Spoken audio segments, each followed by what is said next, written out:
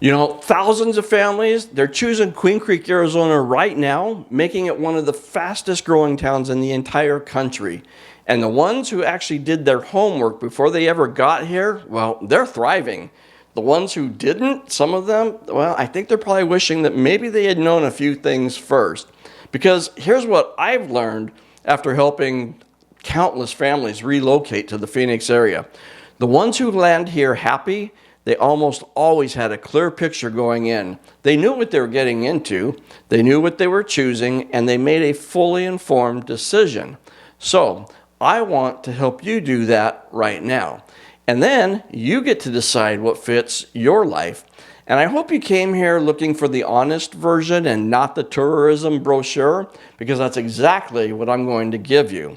None of these things we're going to talk about should be deal breakers for most of you, but you do deserve to know about them right up front. So let's go ahead and jump in and start off with some of the things that people love. Now, the number one thing I hear from people who move to Queen Creek and they love it is the space. And I don't just mean square footage inside the house, although that is a part of it. I mean the overall feeling of open space that you see when you're out driving around. You don't feel boxed in around here. You can actually see the sky, and you can see the Santan Mountains from a lot of parts of town, and you've got open views that you just don't get when you're living in an older, more congested part of the valley. Now, if you're coming here from a dense city or an older suburb back home where everything feels a little bit crowded, well, that feeling of openness, that is not a small thing. It actually changes how your daily life feels.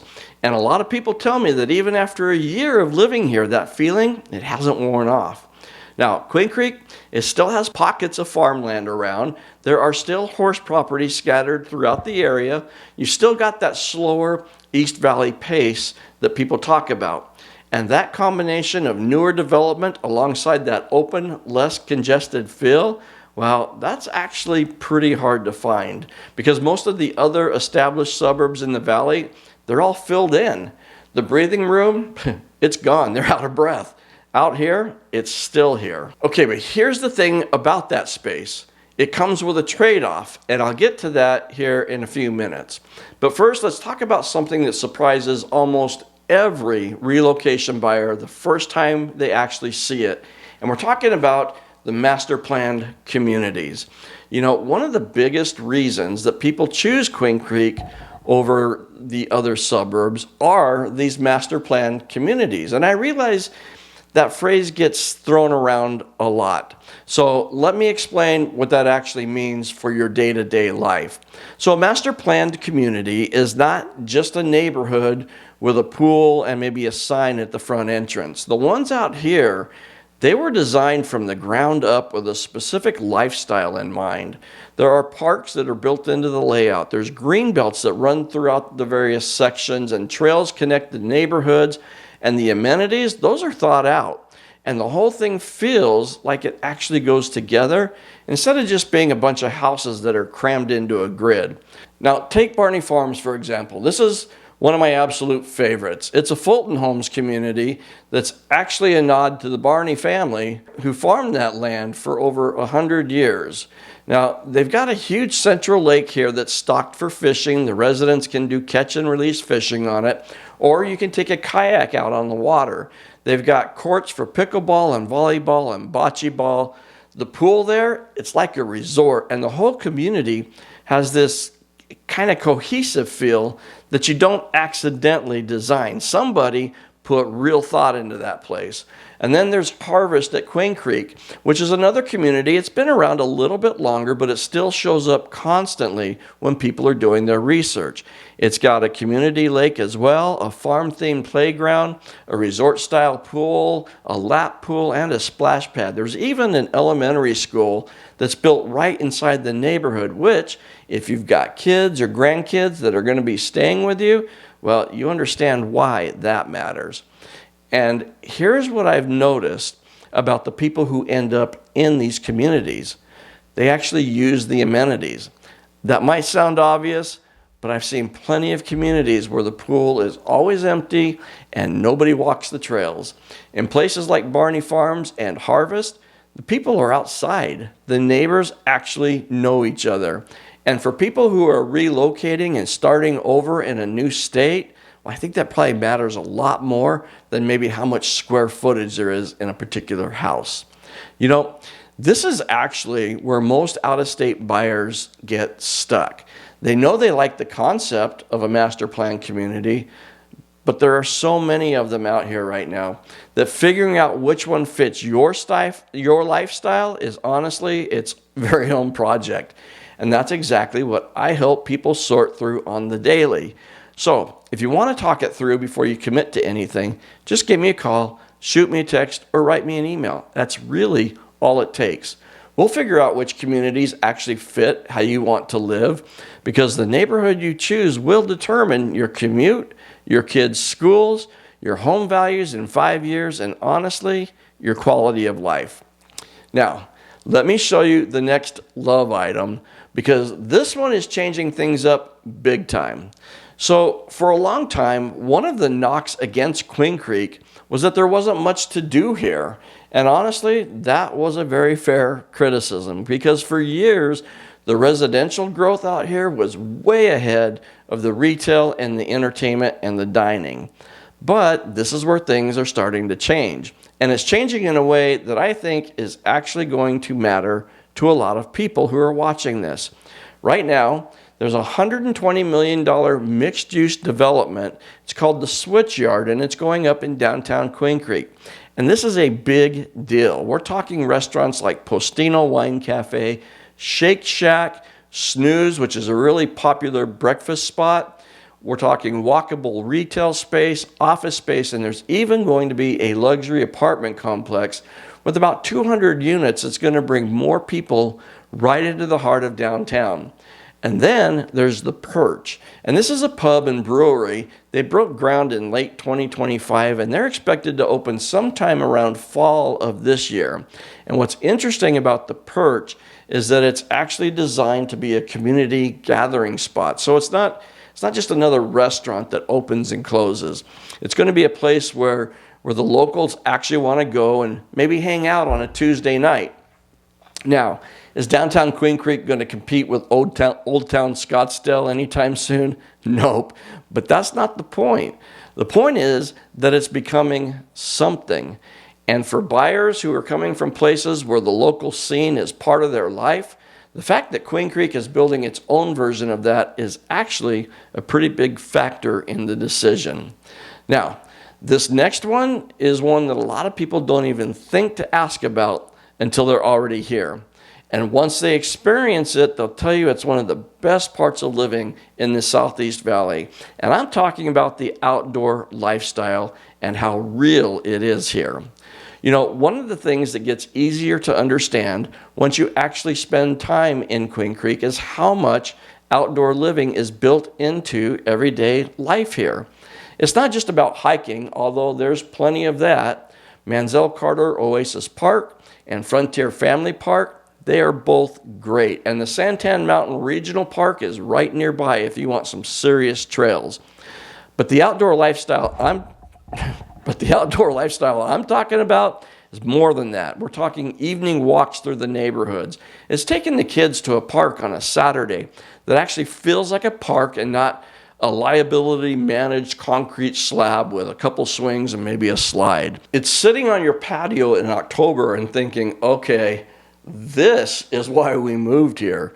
Because from about October through April, the weather out here is legitimately hard to beat. We've got the blue skies, the low humidity, 70 degrees in the daytime. It is patio weather for months at a time.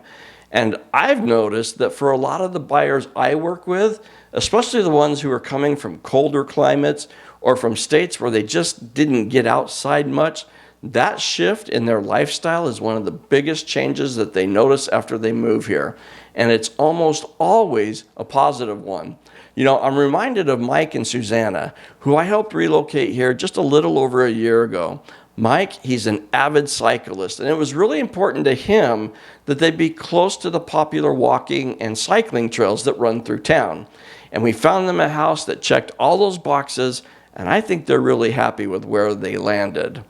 All right, Let's pause here for just a second, because if you're watching this and you're starting to think that Queen Creek might be worth a closer look, this is usually the point where it makes sense to have a real conversation before you go any further.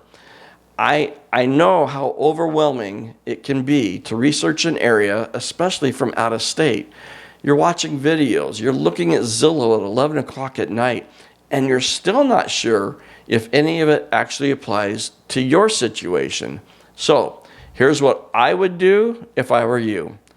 Give me a call, shoot me a text, or write me an email. And make sure you scan this QR code right here, because it's going to take you to our completely free interactive map of the entire Southeast Valley. You can hover over any part of the map and you can find every single piece of content that we've ever created about that suburb, that neighborhood, or that builder. It's all there. It's all free. Please use it. All right, let's keep going. Now, if you're thinking long-term, this next one is important. In fact, it might be the one that most directly affects your financial picture. And it's something I think more buyers should actually be paying attention to. Now, I'm talking about the growth trajectory and what it means for your home value. You see, Queen Creek right now, we're sitting around 92,000 residents, but the projected build-out population is going to be about 150,000 people. That's a 52% population increase over the next decade, and that is not a small number. Now, I know what some of you are thinking. More people means more traffic and more congestion and all that stuff, and we will get to that. But from a home value standpoint, what that growth trajectory means is that Queen Creek is still in an earlier stage of development compared to where it's going to be. And historically in the East Valley, the buyers who got in before an area fully matured, well, those are the buyers who built the most equity.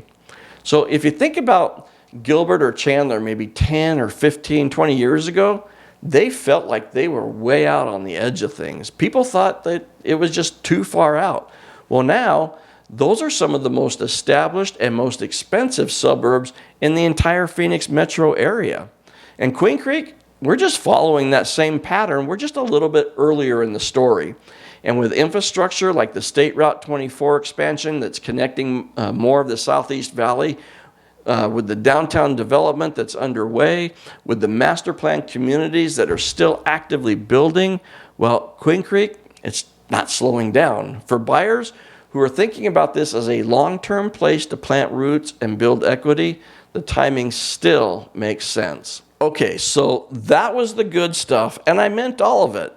But now let's talk about the other side, because if I only told you the things that people love, I think I'd be doing you a disservice. So these next 5 things, they're real. They're things that people genuinely complain about. And some of them, depending on your lifestyle, maybe there could be a deal breaker. I don't know. That's kind of up to you. So let's just get the elephant in the room. Let's get the biggest one out front right away. Queen Creek, it's kind of far. It's in the Southeast Valley. And depending on where exactly you land and where you need to go, that distance, it'll show up in your daily life. Getting to Sky Harbor Airport in Phoenix, you're looking at about 45 minutes to an hour on a good day. And if you work in downtown Phoenix, you're looking at an hour's commute. And if you've got family or friends on the west side, or you're going to sporting events or anything in the core metro area, you're going to fill the drive and you need to be planning ahead. Now, for some of the people watching this, that's not a big deal. I mean, if you're coming from Los Angeles or the Bay Area or any of the bigger cities back east, well, a 45-minute drive probably sounds like a walk in the park to you. And honestly, a lot of people I work with from those areas tell me that after they get here, the drives really don't bother them at all. But here's what I want you to think about. It's not just one big drive. It's the accumulation of the drives. It's every time you want to meet a friend for dinner in Scottsdale or Gilbert. It's every time your kid has a sports tournament on the other side of the valley. It's every doctor's appointment that isn't in your immediate area. Those things, they do stack up. And for some people, especially people who are used to having everything right close by, well, that stack, it can start to feel heavy over time. But you know, some people, they never even notice it. Others really feel it. And so you should go in knowing which one you're likely to be when dealing with the distances that you might have to travel. Now, this is where things start to get interesting, because this next complaint, it isn't about distance at all. It's about something that's happening right outside your front door, and we're talking construction. It's everywhere, and it is not going away anytime soon. And I want to be real with you about that. You see, we've talked about this already. Queen Creek is growing fast, which is great, but growing fast means a lot of construction. And so in some parts of the city, it feels like it has been a construction zone for years. There's new subdivisions going in, new retail going up, the roads are being widened, and with that comes noise and dust and detours and that general feeling of, when is this going to be done?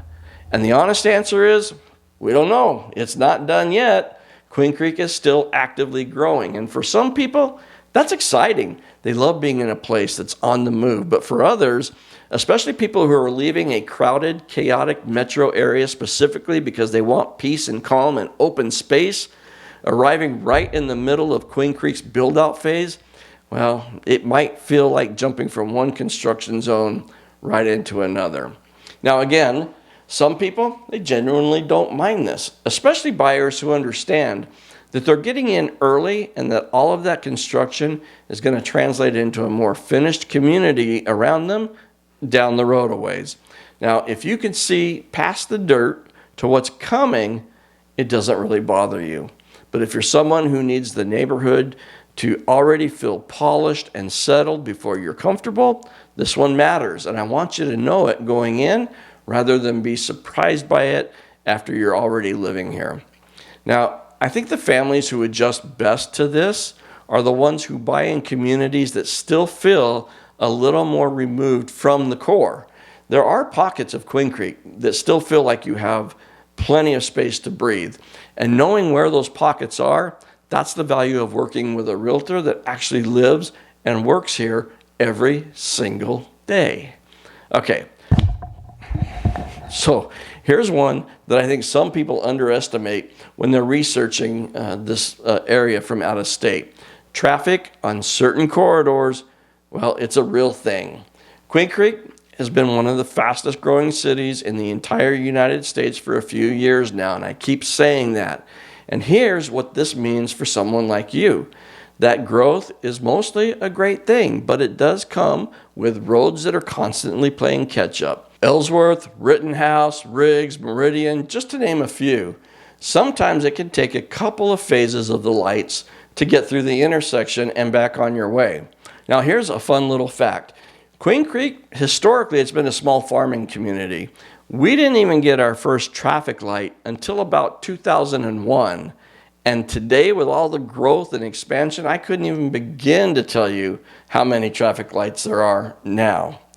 Now, I want to be careful here because I don't want to be overly dramatic. We are not talking about Los Angeles and the 405. We are not talking about rush hour on I-90 in Seattle or even everyday traffic in downtown Houston.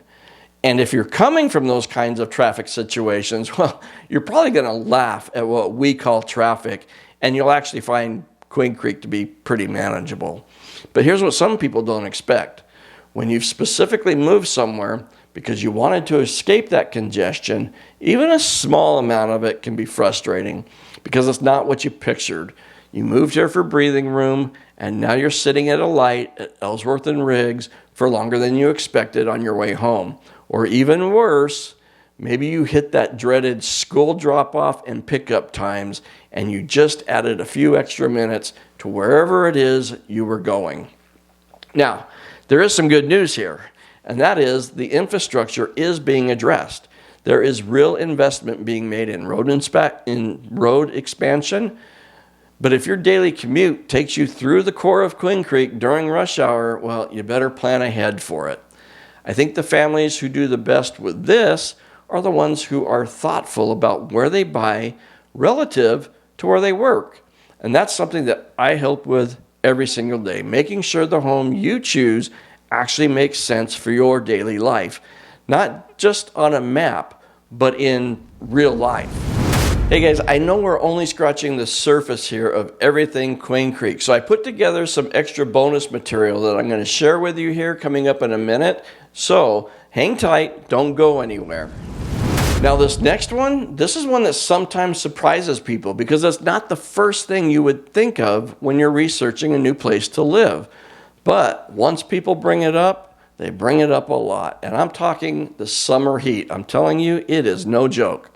Look, if you've done any research on Phoenix at all, you already know it gets hot here in the summer. But knowing it gets hot and actually living through your first Phoenix summer, well, those are two very different experiences. And I would rather tell you honestly than have you find out the hard way. June, July, and August here, they are genuinely brutal. To the temps, and we're all doing okay. Wow, 750 degrees in Gila Bend right now. And 1,270 in Ahwatukee. Now I'm not authorized to evacuate Ahwatukee, but this temperature seems pretty high. Cave Creek is really Yeah, Cave Creek, Fountain Hills, they don't look good either. And frankly, Wickenburg is a total loss. Okay, maybe not quite like that, but triple digits day after day, that's a real thing. And when you add in monsoon season, which is roughly June through September, well, then we've got dust storms, humidity spikes, and there's an occasional flash flood. And the haboobs out here, well, they can be legitimately dramatic. A haboob is a wall of dust, and sometimes it can be thousands of feet high and miles wide coming across the desert. And the first time you see one, you might think the world is coming to an end, but it's not. It's something that you actually get used to, and it's not something that's going to disappear. And here's what I tell people honestly. You will adjust your life around the summers out here. Morning activities, they move earlier. Outdoor stuff moves to evenings, or maybe it goes away altogether until October. Your electric bill, yeah, it's going to go up, but that's just the reality of living in the Arizona desert. Now, here's the flip side of this, and it's a real one. From October through April, the weather out here is absolutely stunning. Perfect golfing weather, perfect patio weather, 70 degrees and sunny in December while everyone back home is shoveling snow. And for most people who've lived here for a few years, well, that trade-off genuinely feels worth it. But I think I'd be doing you a disservice if I glossed over the summer situation. It is real, and you should go in knowing exactly what you're getting into. All right, this last one, this is something that's more of a mixed bag than an outright complaint, but it comes up enough that I wanted to make sure we cover it. And that is the retail and the dining scene here. It still has some catching up to do. So Queen Creek, it has come a long way. We've got Costco, we've got the Queen Creek Marketplace, and there are restaurants and grocery stores and gyms, you know, all the everyday essentials. For most of what you need day to day, you can find it here without having to drive very far. But if you're someone who's used to having a really wide variety of dining options close by, or if you want the kind of walkable retail and entertainment district that you'd find in a more established city, well, Queen Creek is still getting there. Now, that switchyard development that I talked about in downtown, it's a big step in the right direction, but it's still being built. And right now, if you want a lot of variety in your dining or your entertainment, well, you're going to find yourself driving over to Gilbert or Chandler more often than not. Now, I want to be clear here, this is improving. Every year, there are more options. And with that growth that's happening right now, commercial development is going to continue following those rooftops. That's just how it works. The homes, they come first, and then the businesses follow. But right now, in 2026, the retail and dining scene in Queen Creek, it's still in the process of catching up to the residential growth. And depending on how much that matters to your lifestyle, it's either a minor inconvenience or a real factor in your decision. Unless, of course, fast food, drive-through coffee shops, and soda places are your thing, well, then we've got you very well covered here. All right, if you've been watching this and you're still trying to figure out whether Queen Creek fits your specific situation, that's exactly what I'm here for. I help relocation buyers every day sort through all of this same kind of stuff.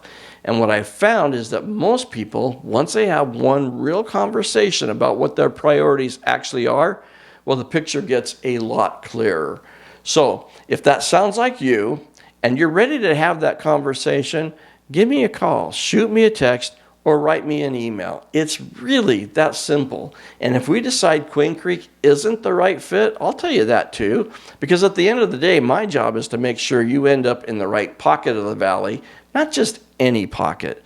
Because the buyers who come out here and love it, they didn't just pick a house, they picked a life. And I want to help you and make sure that the life you pick is the right one for you. Hey, remember a couple minutes ago, I told you that I had some bonus material for you? Well, I actually put together this entire playlist that focuses solely on Queen Creek. So you can go over there and just take a deep dive into everything Queen Creek. In fact, head on over there now and I'll see you there.